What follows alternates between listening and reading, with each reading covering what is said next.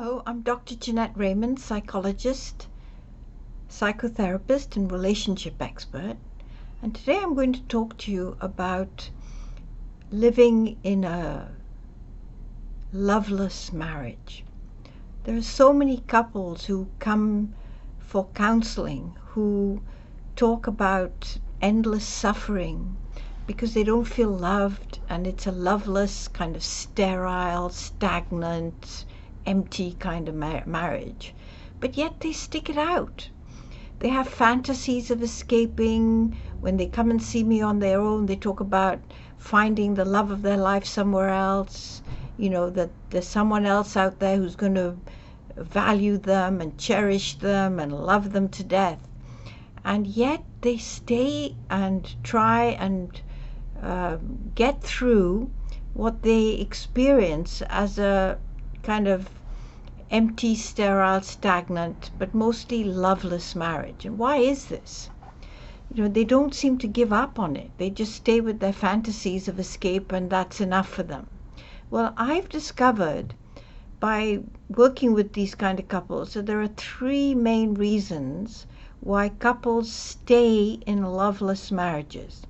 The first one, which you can kind of expect, is because they had parents who lived and stuck together in loveless marriages. So one couple, for example, the guy in the marriage, his parents were always fighting. They never saw eye to eye, and he, the husband in the couple that I saw, was the one who had to take care of their feelings, make them feel better, create harmony in the relationship, and save the family. So that was his norm. Now, his wife came from a family where the father had a lot of affairs, the mother was always working, and they had no unease about living in that marriage. Sticking together and having the status of marriage was more important to them than the quality of the marriage and the harm it was doing their children. So there are a lot of couples who have as their norm, as their model, loveless marriages where the institution matters more than the quality of the connection. Love basically is not important. So that's one kind. The second kind is a little bit more personal to the people in the marriage. So it's about thinking that if you sacrifice yourself, if you become a martyr in the marriage, that somehow your partner will value you and learn to love you because you're willing to suffer and sacrifice yourself for their sake. Now, couples that I see where one partner has this sensation of being a martyr and wanting to kind of soften the hearts of their cruel, sadistic partner, they meet another person and marry them who's exactly the same. But they don't see it because they're hung up on their own martyrdom. And if they're the martyr, the other one has to, ipso facto, be the cruel, sadistic villain of the piece. And usually what I find is people who have this kind of sense of sticking it out in the marriage because it makes them martyrs and they feel good about themselves, they have come from families where there's been some kind of abuse. It's usually emotional abuse. So in one couple, it could be that the man has seen his parents fighting all the time, the father being physically and verbally abusive, but the mother sticking it out. She doesn't talk about it to anyone. She keeps her mouth shut. She just girds up her loins and continues along as if nothing's happened. So the child in the marriage sees the woman sticking it out, and he does the same thing in his marriage. No matter how much he feels hurt or abused or rejected or being cruel, whatever, he just sticks it out like his quiet, a mom who's being abused. On the woman's side, I often find that they've had a history of watching their parents kind of ignore the cruelty in their marriage. So when their parents are not nice to each other, that they don't offer support or encouragement or protection, there's no emotional closeness or intimacy, then that's also a kind of a way of feeling abused, because you're not seen as a human being who needs that tenderness and closeness and interaction. And so she too, in her own marriage, becomes a kind of martyr to the lack of intimacy, to the lack of communication and closeness. And the third type of couple who stick in a loveless marriage have to do with moral values. You know, many of the couples I see have been brought up in homes where there's either very strict moral code, you have to be very, very good, you have to be very giving, you mustn't think of yourself, you must be unselfish, and then you will, you know, that's what your values should be, and you'll be a good person.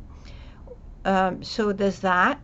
And there's the other kind of moral code where you want to be above what your family offers. So if your family is very dysfunctional, fighting all the time, you know, envies and jealousies and, you know, getting at each other or not talking to one another, then you want to get above that. You want to get out of that and have a moral code of togetherness and meeting each other and being supportive of one another and getting connected in ways that are not competitive or built on envy and, you know, sadism.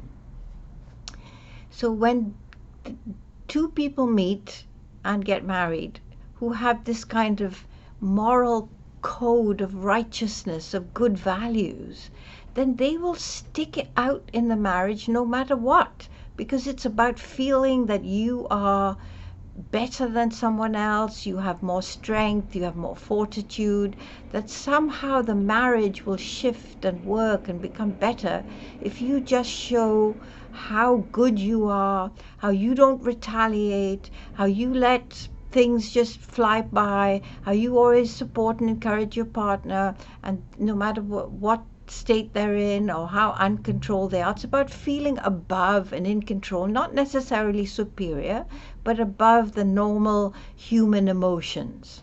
So those are the three kinds of situations in which people continue to live in a loveless marriage despite their yearnings and fantasies about leaving and finding someone better.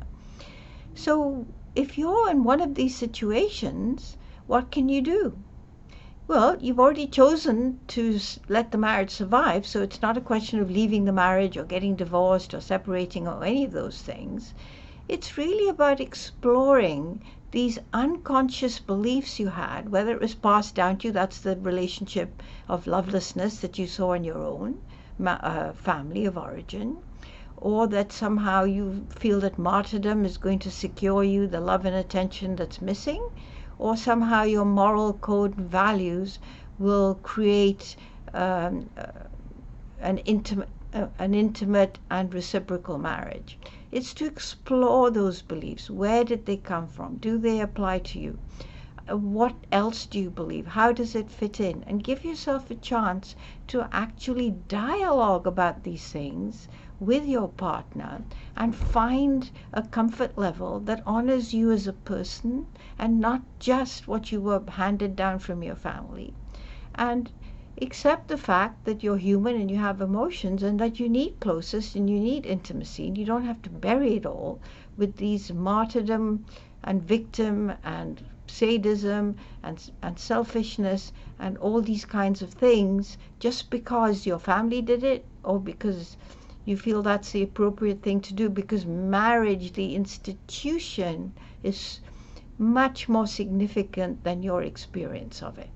I look forward to hearing about your experiences in the comments below.